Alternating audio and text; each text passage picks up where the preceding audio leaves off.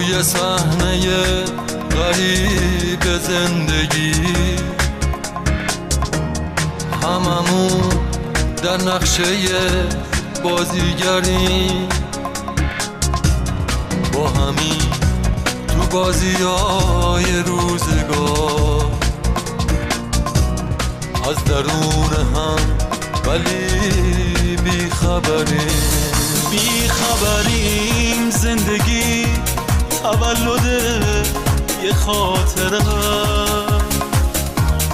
انگاری شروع یک نمایشه.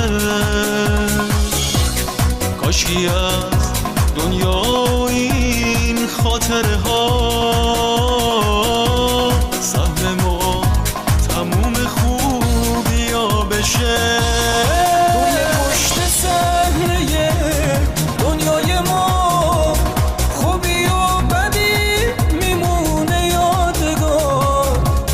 زندگی برای ما یه خاطره است از تموم قصه های روزگار، از تموم قصه های روزگار.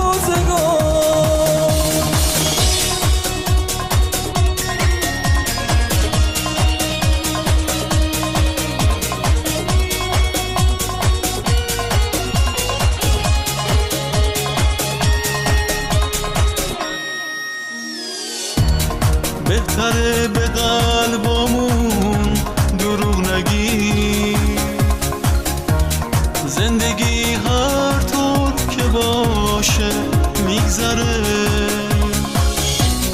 من و تو مسافریم تو این روزا، مثل خورشید تو نگاه پنجره.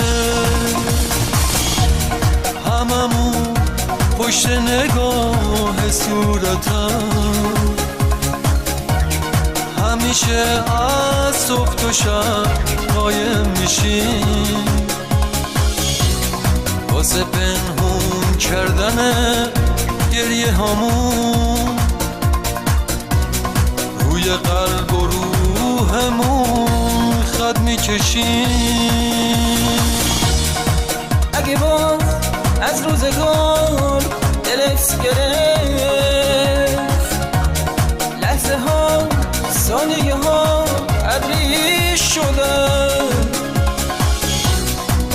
بیا با من، بیا با